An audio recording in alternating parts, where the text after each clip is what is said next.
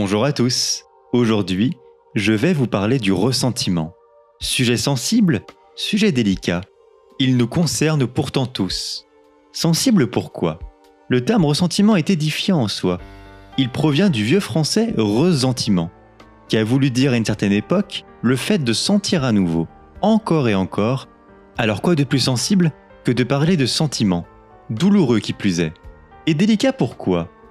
Parce qu'il interroge une part de nous-mêmes qui a du mal à changer ses vues, qui s'est cristallisée ou plutôt rigidifiée avec le temps. Ces petits recoins dans nos âmes où on a oublié de passer le balai.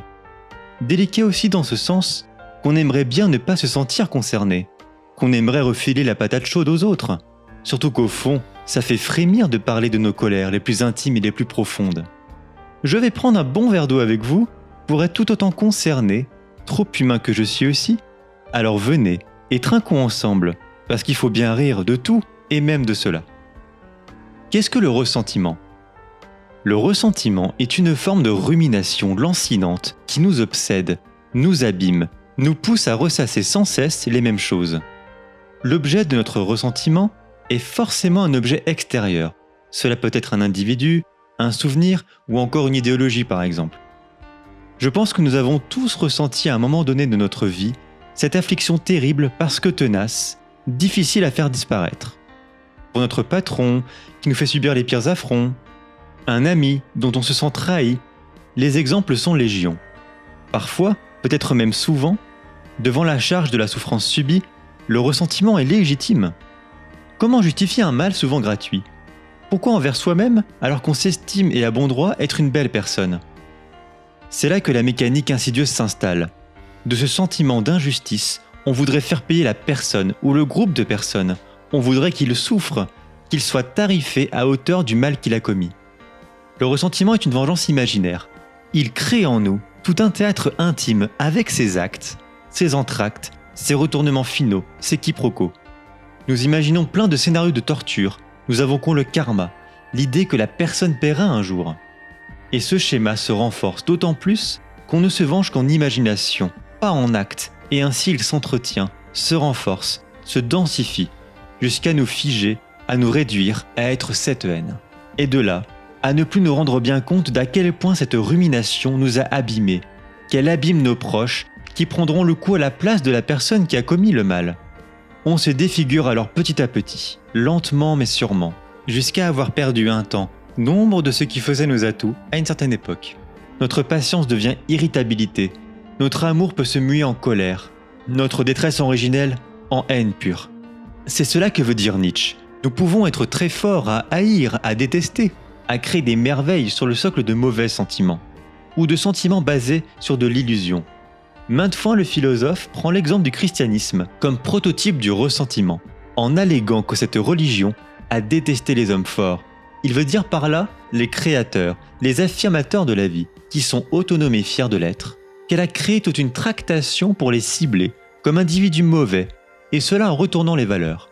En son sein, ce qui est bon devient mauvais, et ce qui est mauvais devient bon.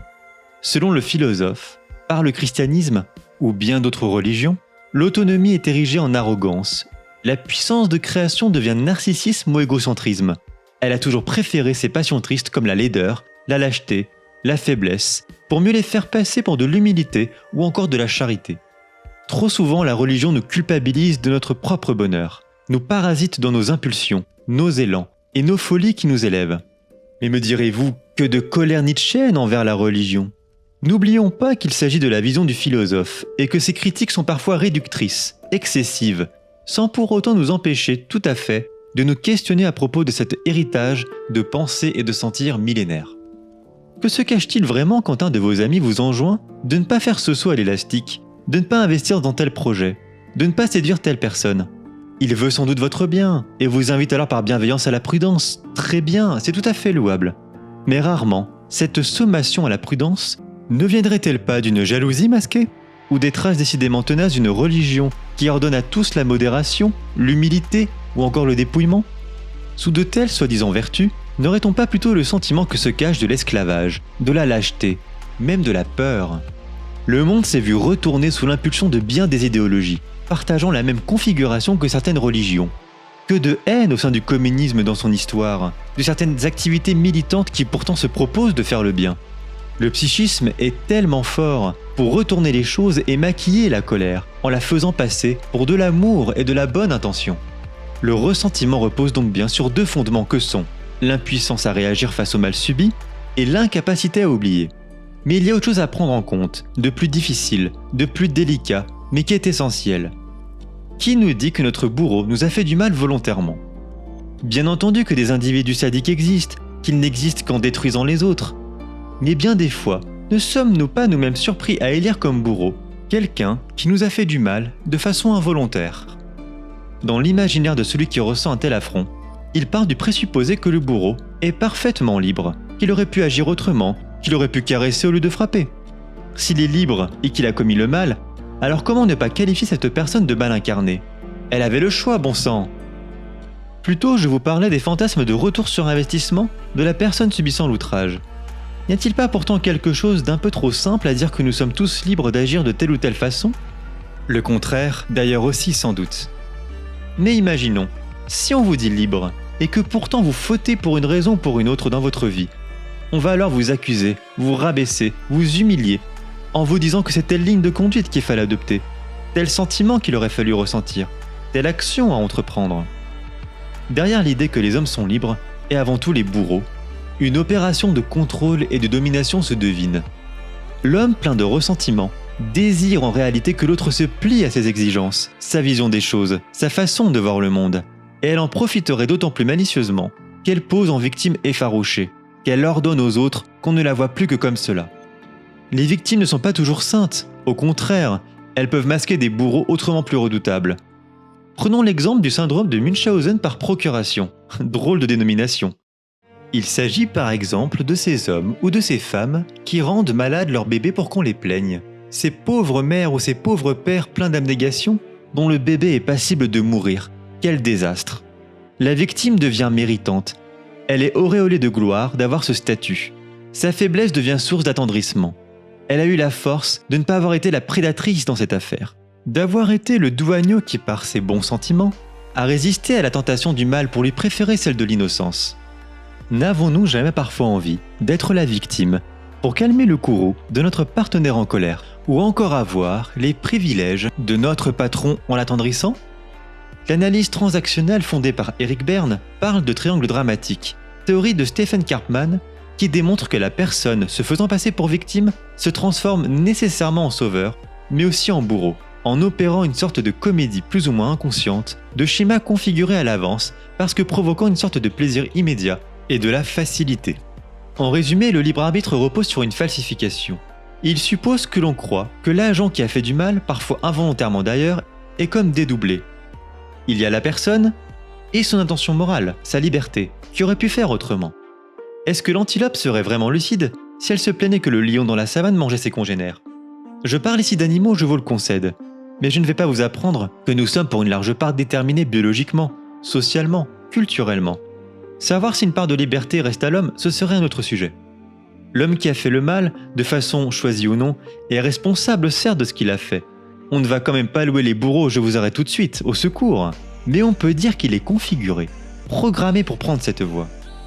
Si souvent n'avons-nous pas ri de sarcasme ou d'exaspération quand nous disons telle phrase ou faisons telle chose à quelqu'un d'intime, et que ce dernier réagit systématiquement de la même façon? On voit bien ici que le fait d'imaginer un libre arbitre sur le bourreau est une erreur théorique, mais qu'elle est prétexte pour punir, rabougrir, saper, rabaisser même. Combien de fois nous voudrions bien voir notre voisin pédophile en prison et lui adresser la peine de mort, rien qu'à lui, tiens, tant qu'à faire. Le libre arbitre est donc une théorie dont la volonté est bien de contrôler, afin que la personne suive un certain schéma, sous peine d'être punie et honnie de la société. Le spectre du bouc émissaire n'est plus très loin. René Girard parle très bien de ce processus qui provient d'un groupe d'individus, et qui vise à prendre un individu ou un groupe comme cause du désordre social et donc de les exclure par nécessité.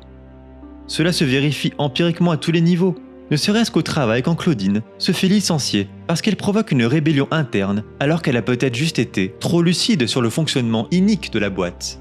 Cette violence, si on voulait être parfaitement juste, se répercute avant tout sur soi, et c'est bien l'objet de cette vidéo, de souligner Non pas que l'homme de ressentiment est un déchet de la pire espèce, non, mais qu'il va souffrir d'un tel processus, notamment en retournant la souffrance contre lui-même. Imaginons un monde plein d'hommes gangrénés par le ressentiment, que ces derniers désirent qu'un tel monde existe. Ne pensez-vous pas qu'au bout d'un moment, une guerre des consciences aurait lieu ? Que chacun finirait par se sentir persécuté par tout un chacun, dans une valse incessamment tournoyante, et que chacun désirera la suppression pure et simple de ce monde, à l'exception de ceux qui désirent encore diriger cette vaste folie ? Ce mal qui est infligé à soi-même, c'est la mauvaise conscience selon les mots de Nietzsche, c'est-à-dire le retournement de toute l'accusation adressée au bourreau sur soi-même, en devenant notre propre bourreau intérieur. On veut penser à soi-même et arrêter d'être le larbin des autres. Très bien, mais quand on se couche, on rumine que nous sommes un salopard égoïste. On aimerait affirmer son caractère et ses limites à nos amis dans l'abus ? Hop, nous nous disons que nous sommes hystériques sans raison. L'issue fatale est tristement qu'on se verra incapable d'être heureux, ou joyeux, ou même serein, ne serait-ce parce qu'on se l'interdit, parce qu'on estime ne pas le mériter. Le bourreau parfois n'est pas autrui, c'est simplement nous-mêmes, et à l'égard de nous-mêmes, pour avoir intégré, intériorisé la logique de ceux qui nous ont fait du mal, ou de ceux pleins de ressentiment et de leur morale suspecte. C'est là la raison d'être de la notion de péché selon Nietzsche. L'homme est responsable de son malheur, il a fauté. La belle affaire de payer pour nos ancêtres Adam et Ève depuis si longtemps, on se demanderait pas si ce ne serait pas un peu Dieu qui aurait besoin d'une cure, tiens. Dans ces conditions, oui, on doit payer pour être heureux. Du haut de notre honteuse insouciance, regardez le saccage écologique que nous faisons à la planète, à la nature avec un grand N. Cette nouvelle divinité, avec ses impératifs coutumiers de dévotion, de culpabilisation, de rappel de péché. Culpabilisons un peu tous les jours de nos privilèges d'occidentaux pour y gâter. Je ne dis pas qu'il n'existe pas de morale saine voulant réellement sauver la planète. Nous serions déments de vouloir protéger les indifférents.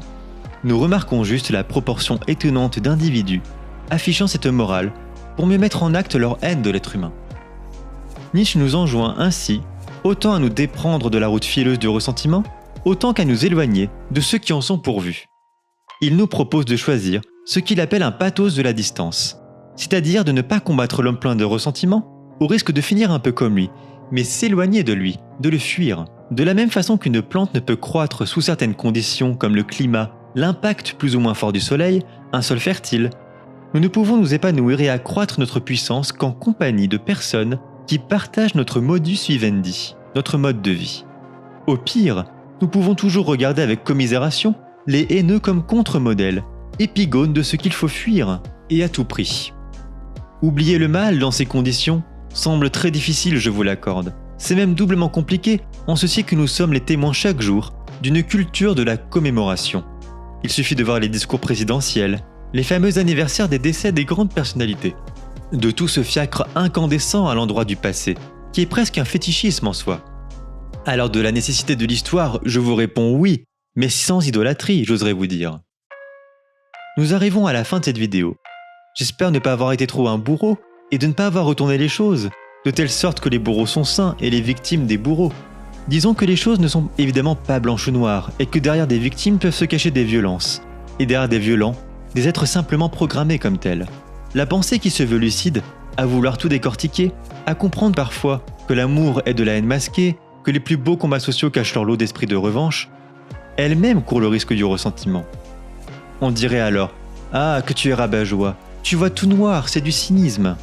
Il n'aurait pas complètement tort, et la philosophie doit sans cesse lutter au sein de cette ligne de crête très rocailleuse entre son exigence de lucidité et la noirceur qu'elle peut occasionner, et sa tentation de tout trouver mauvais. Les vues de Nietzsche et d'autres doivent être mises en lumière, soulignées, propagées, tant c'est un affect actuel, et plus que jamais, dans un monde où la victimisation est devenue la quasi-garantie d'un pouvoir malveillant. Le danger est massif parce que autodestructeur quand on voit ce qu'est la mauvaise conscience. Le but est bien de comprendre le ressentiment, pour mieux ensuite, dans un second temps, entreprendre de penser un ou des remèdes au ressentiment, ce qui sera pour sûr l'objet d'une vidéo à venir. En attendant, je vous dis à très bientôt, et prenez soin de vous.